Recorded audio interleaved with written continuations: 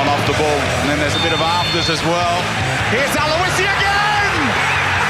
Well, the new boys are on their way, and it just had to be John Aloisi. The former Victory man is gone. Don't the Victory fans love it? Muscat delivers! And it's the old Melbourne Victory 1-2. Robbie Cruz levels it up. They're in here! Alex Terra makes it 2-1. The Melbourne Heart have won the first ever Melbourne derby. It's quickly become the must-watch game of the home and away season, and here's hoping the second edition is just as good as the original. The new boys took bragging rights back in October, but their fans have had to keep the faith in recent times with no goals in nearly 9 hours of football. Can they break the drought against local rivals, the Victory? Let's check on the team news. And after the disappointing home loss against the 10-man Jets on Wednesday, John Van Skip makes 2 changes, with defenders Brendan Hamill and Michael Beecher making way. Matt Thompson drops from midfield to play alongside Simon Colosimo in the heart of defence, while John Aloisi returns up front after being rested midweek. The other inclusion is Wayne Troy, who's back from his second ban this season after picking up 8 yellow cards in 16 games. What price another in the cauldron of the derby? The Victory also make 2 changes, with Roddy Vargas dropped for the first time in his 114-game career, while Lee Broxham also misses out. It allows Adrian Layer to return from suspension, while Surat Suka is also back, as Ernie Merrick opts for a back 4 to combat the attacking width of the Heart. Archie Thompson leads the line for the Victory and can't wait for his first action in the derby. He's one of 4 members of this starting 11 who missed the October 8 showdown.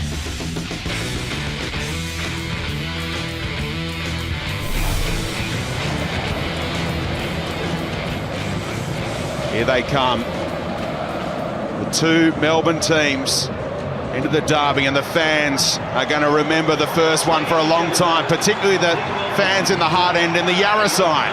A reminder of the nightmare it was for the Melbourne Victory supporters and players. Can they atone for that? There's a big prize as well tonight. Whoever wins this one will be back in the top 6, as if there wasn't enough to spice this one up. Cloudy evening in Melbourne, 19 degrees at the moment, and really gusty inside the stadium, so something for the players to contend with in the second Melbourne derby. In charge for this one is Chris Beath. These teams have won a combined 1 game out of 13 under this whistleblower.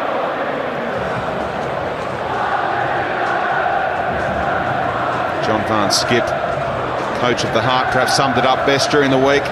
You can say it's another game, but it's not. And defined what it's about, playing in a derby, simply and succinctly. Ernie Merrick admitted that the first derby was the only match this season that they've been truly outplayed, so no doubt he reminded his players of that in the dressing room just moments ago.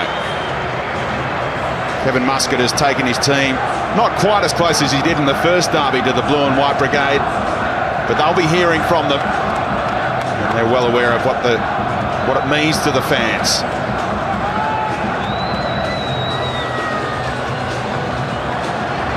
Mark Viduka's here again alongside Josip Skoko. It's a shame Skoko missed out. 35th birthday yesterday. He trained but couldn't come through and overcome his groin injury, so he has to sit in the stands alongside his good mate Mark Viduka. Adrian Layer back from suspension, trying to shut down John Aloisi tonight, who loves playing against the Melbourne Victory. Simon Colosimo, a Melbourne boy as well. This means a lot to him, playing in a derby. He missed out last time with a neck injury.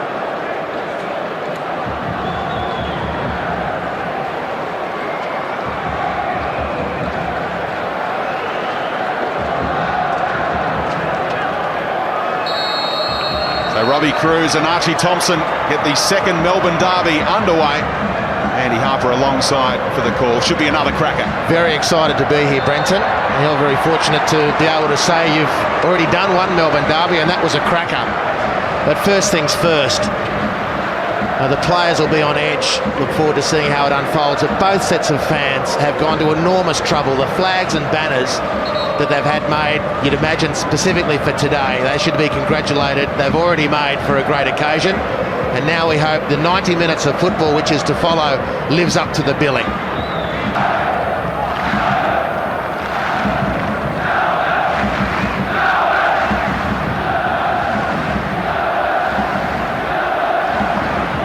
Worked out okay for Maroney. It was interesting technique to get the better of Cruz. And Thompson spraying one to Worm. Always an outlet on the left-hand side. That's beautifully done by Suka. It's opened up nicely here for Hernandez. Playing in Thompson. Archie Thompson must be! Robbie Cruz slides it in. He's on target in a derby again. And look what it means to Archie Thompson to play in a derby. 1-0 up the victory.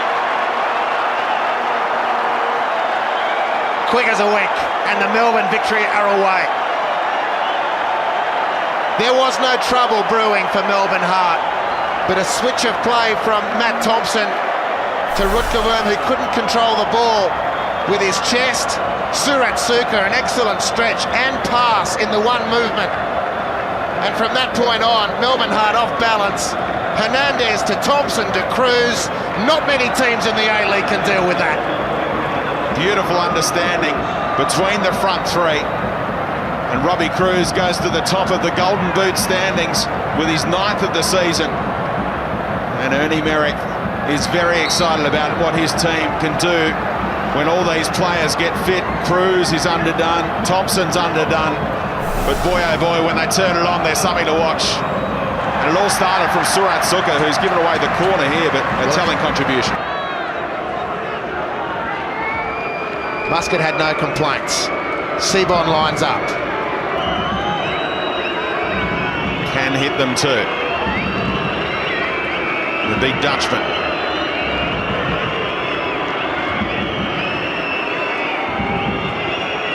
Towards the end where the blue and white brigade dominate. Seabon goes direct. And what a goal that is! 1-1 already in the derby. Inside 17 minutes.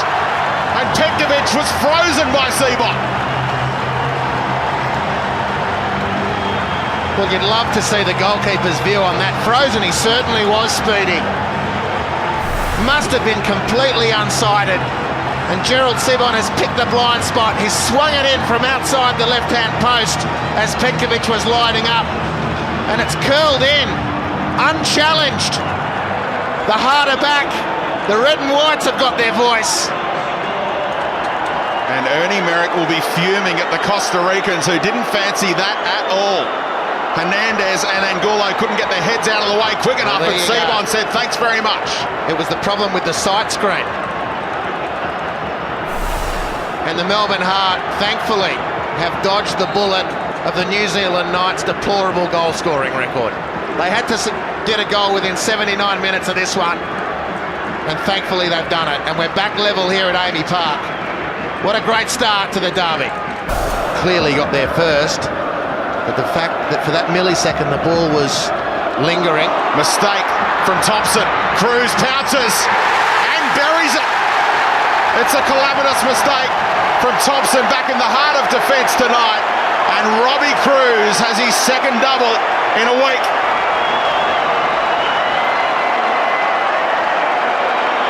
You can't give good players in good form an early Christmas present like that. Melbourne Heart's series of errors over the recent weeks continuing here on Derby Day.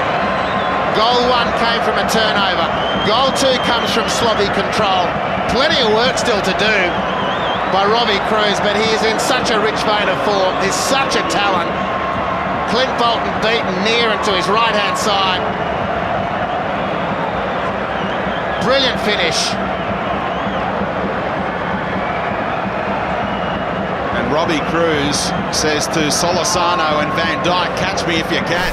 He's the first one to double figures this season. And Clint Bolton, who conceded 2 in rapid-fire succession against Newcastle midweek, has let in another 2 in the first half. What an interception it was from Colosimo. Could easily go into his own net anyway.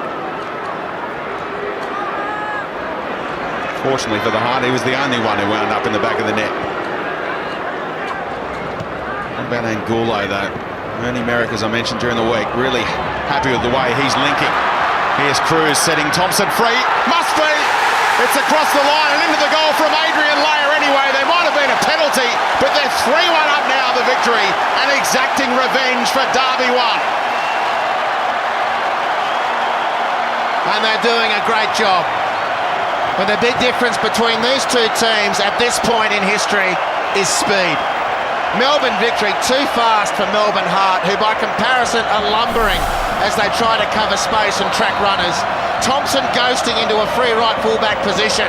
He turns and faces the retreating Melbourne Heart defence, who are beaten all ends up by that stage. And Adrian Layer, who's lingered in the attacking zone since that last set piece, probably had claims for a penalty if the ball didn't go in. No need for that discussion. Advantage Melbourne Victory. 3-1 Melbourne Victory. And it's down to Wayne Troy trying to play the offside trap. Didn't get it right. Thompson was onside. And then Wayne Troy may have been looking at another ban had Adrian Layer not scored, because it may well have been a red card and penalty. So Wayne Troy can count himself lucky. The Victory will take the goal though.